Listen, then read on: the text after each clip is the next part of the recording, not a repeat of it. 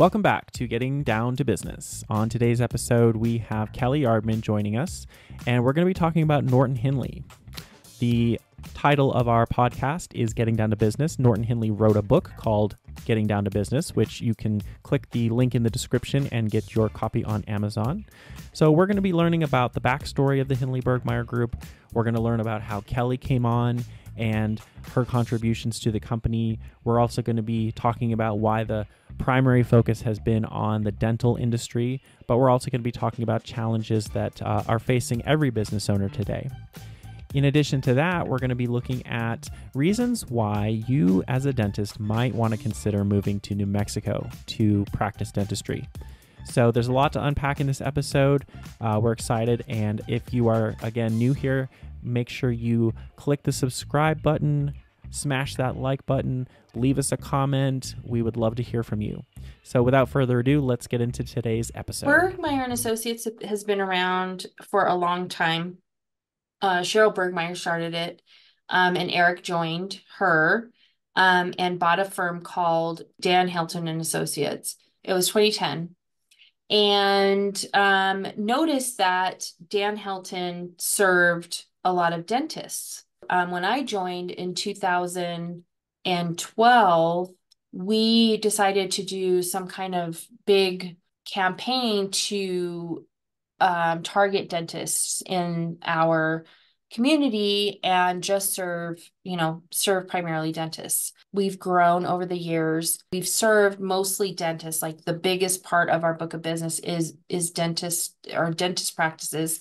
So Eric, because our initiatives were driven on dental-owned practices, we joined and we contributed to a lot of organizations that focused on dentists, not just in the state of New Mexico, but in other states as well. We did marketing and stuff like that in the Texas area.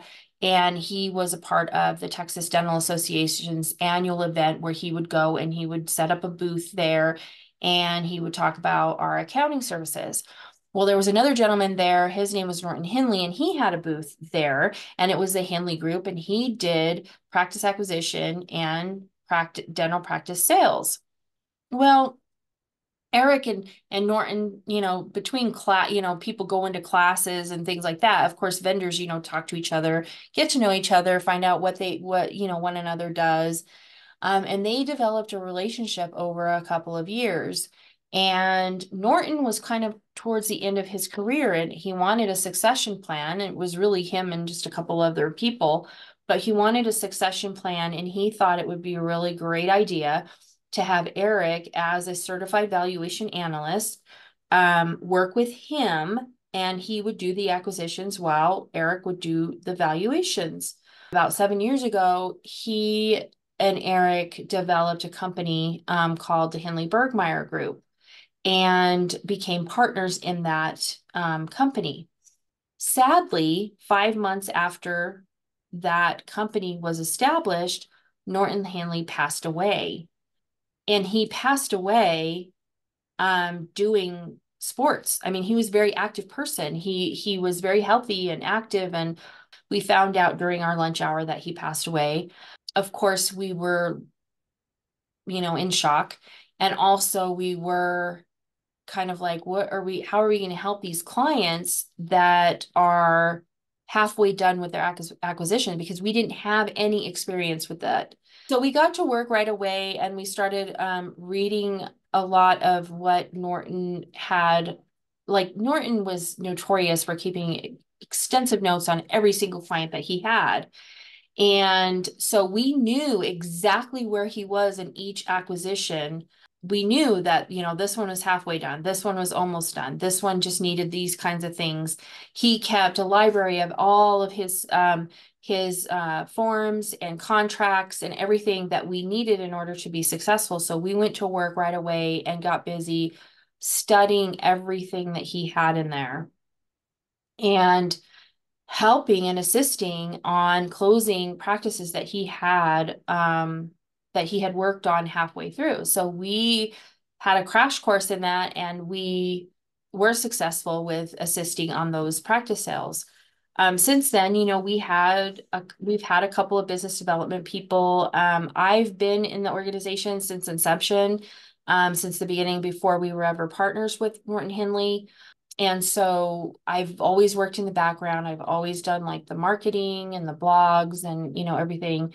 And then most recently, I've been doing the acquisitions. I kind of have learned a lot in the last 7 years about acquisitions and valuations and how they're done. There are other brokers out there that do what we do. I mean, they do sell dental practices. They list them, they sell them. The thing that's different about us and what we wanted it to be is, and I think that we are a little bit more emotionally tied to this part of our business, is because when we made the decision to help dentists, we wanted to help them from, cradle to retirement. Like we wanted to make sure that once they graduate, and they're starting their new job as a dental associate, that they have a partner that's helping them through that process of their career, whether it's helping them with their associate agreement, starting at a new, a dental practice, to when they want to buy a dental practice, to when they're going to operate the dental practice, and then sell their dental practice. We wanted to be a part of their lives throughout the process of their career. And in order for us to do that, we would have to be involved in every aspect. Once our client, who is a dentist that sells their practice, and we sell it to a buyer, we want to help that buyer throughout their career owning that same practice.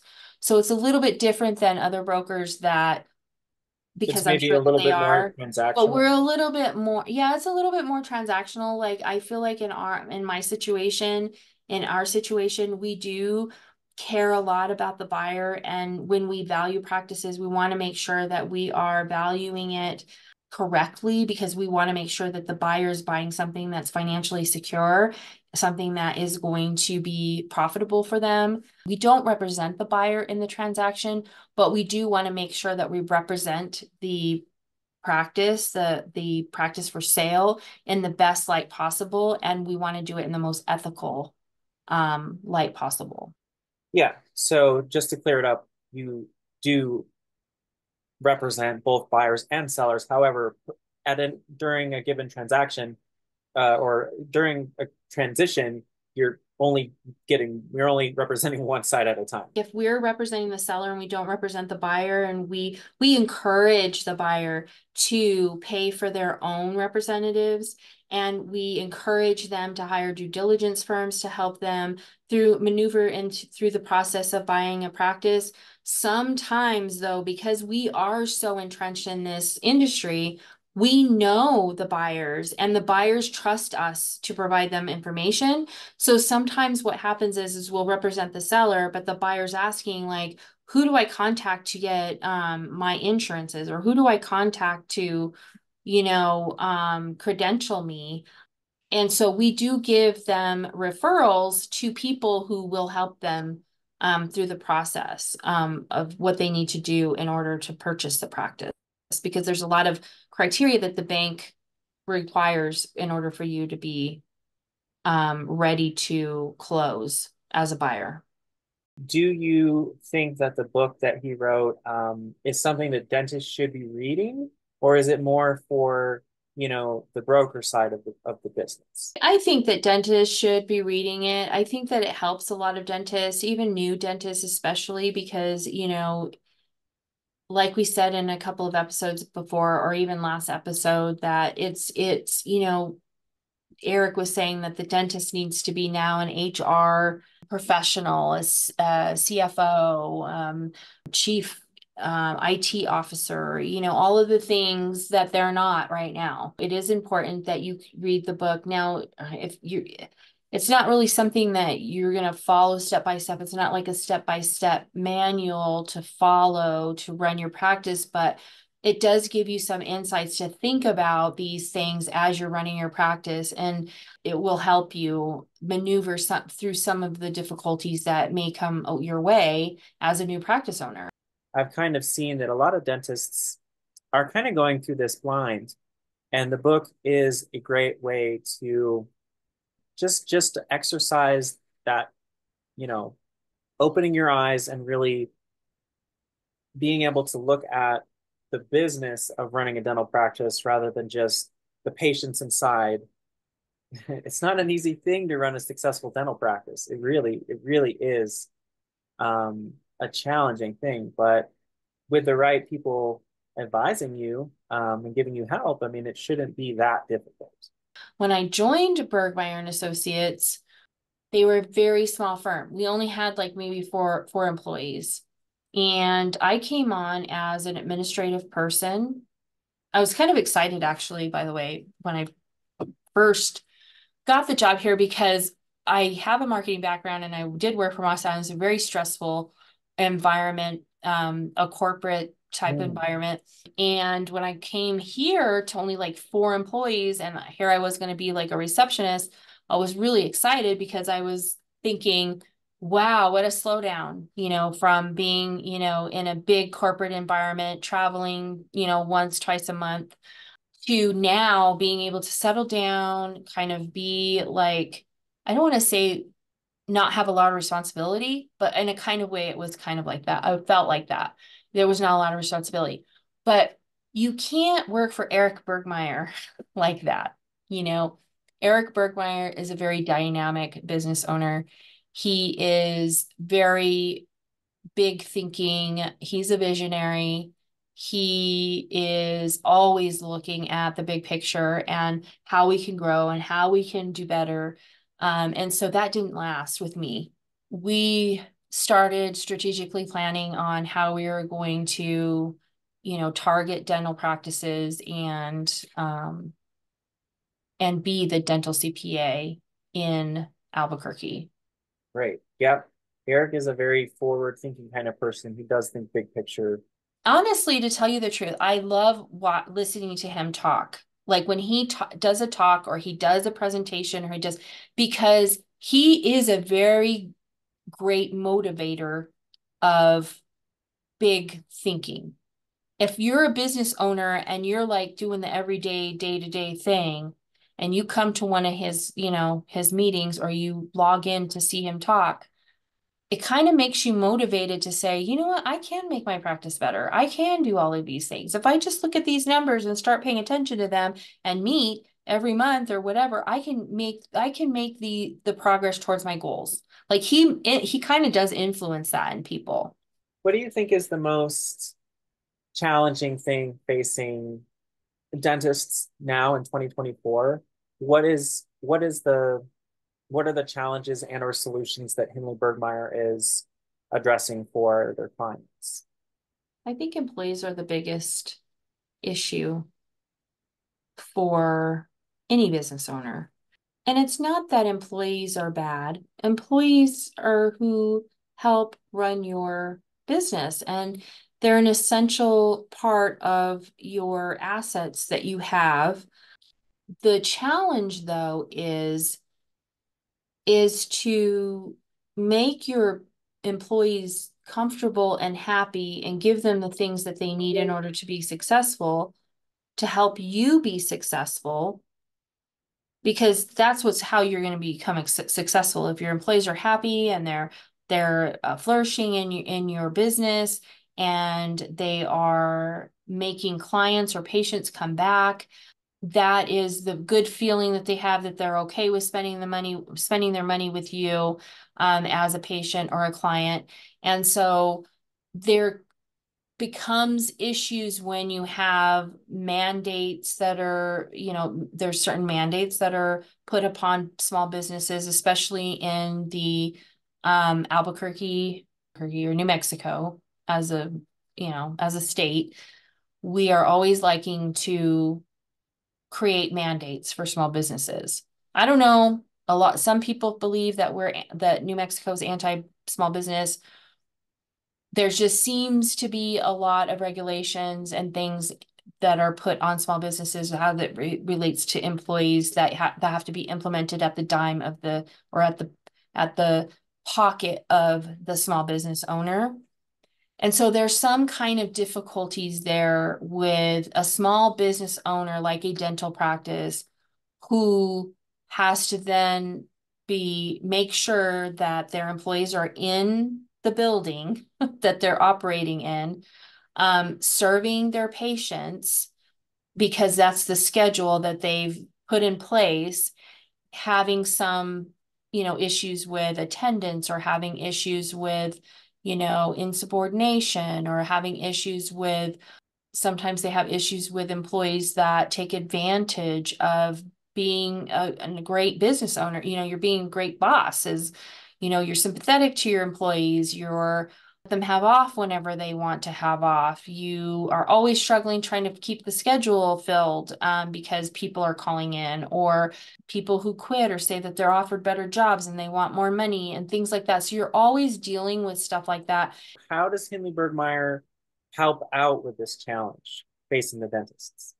So I am a Society of Human Resources Management certified professional. We engage a lot of our clients with HR services. And so we assist them with managing their workforce in a way of being there for the business owner. When the business owner has an issue with an employee, they can call us, we can give them advice. If the situation is out of our specialty, or out of our what we can help them with, we will refer them to an attorney, to an employment attorney.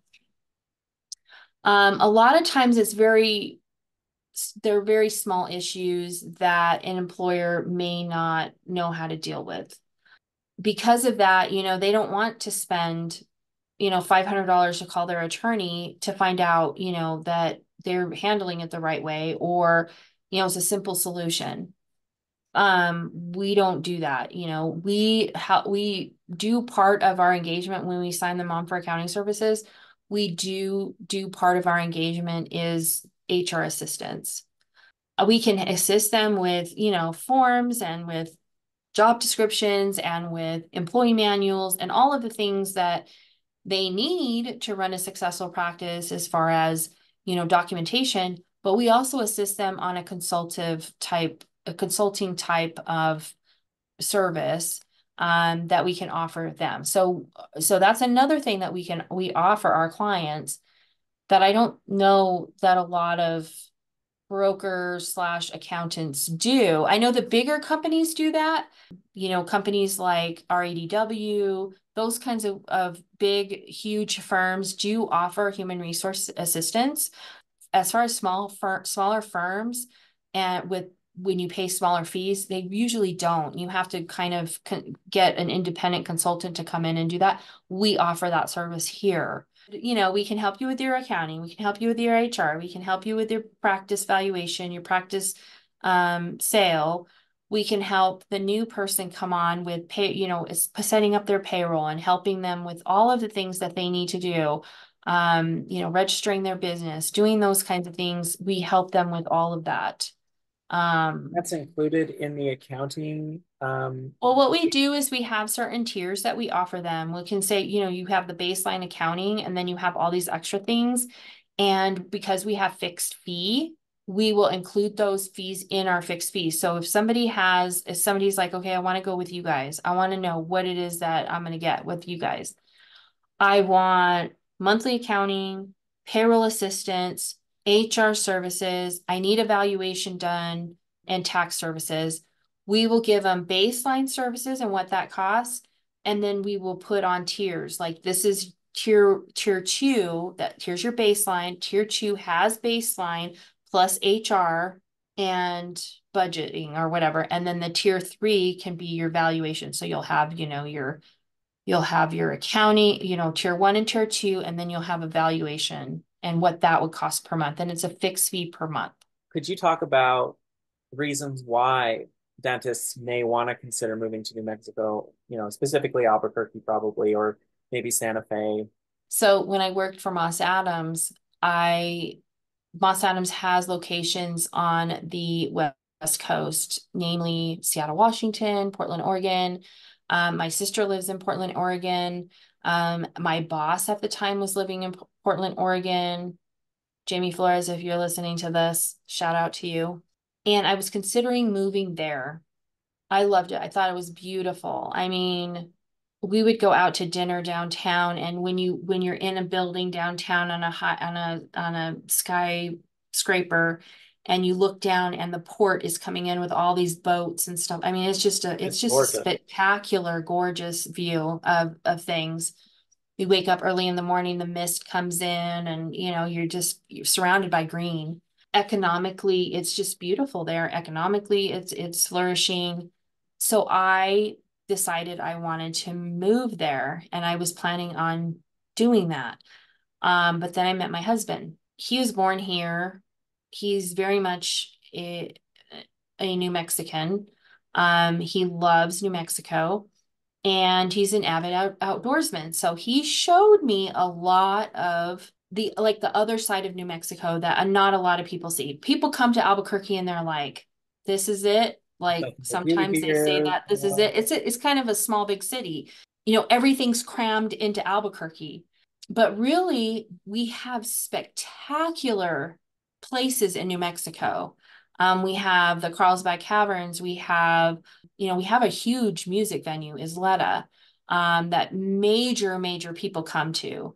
We Yes. have Great Nob sailing. Hill. Nob Hill was kind of named like in the top 10 places, great places to be for young people. There's diversity here. There's hunting, there's fishing, there's golf, there's skiing. I mean, you could go camping one weekend on a Saturday. You could go camp and not freeze to death in the middle of the night, and then Sunday go skiing. In the same weekend. There's so many things to do here if you're an outdoors person. The sunshine, we have the most sunshine pretty much in the nation. I think is what 300 days a year or something like that. We have, sunshine.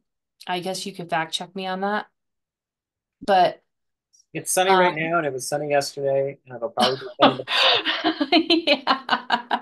We have some rain. We have the We do. monsoons that come in, and they, Yes. they flood us with rain and stuff like that. But we have the mountains, and we do have lakes that are huge. And if you like, doing the boating thing, and we have one of the most famous rivers here for fly fishing, the San Juan River, and things like that.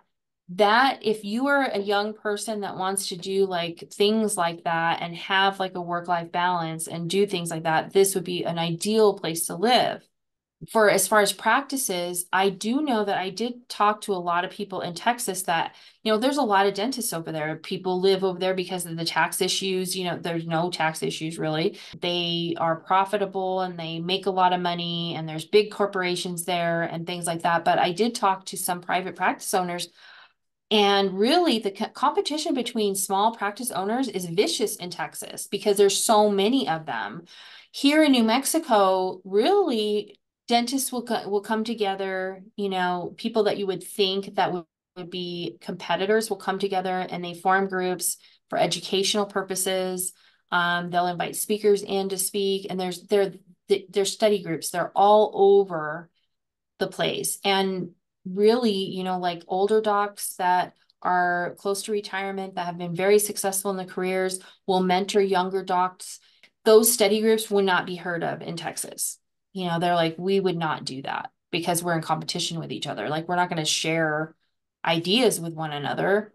It's just a great environment, I think, for dentists. And I think because it's a small fish bowl, you could be a big fish here. You could buy a practice that's fairly large, and make a good living. Great. I mean, I think our cost of living is kind of comparable with other big cities, in the Southwest. How the housing market's a little bit high here. But I do think that, the standard of living is really nice here.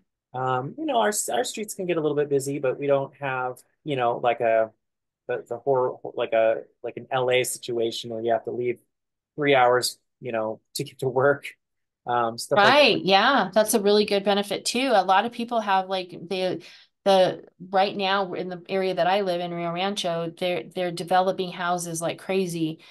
because the housing market there is a little bit less expensive than it is in the city, but it only takes you 30 minutes to 45 minutes to drive from Rio Rancho to here. If you live in Rio Rancho and you buy a practice in Santa Fe, same thing. It's about 45 minutes to Santa Fe. And Santa Fe is, is a national treasure, I think.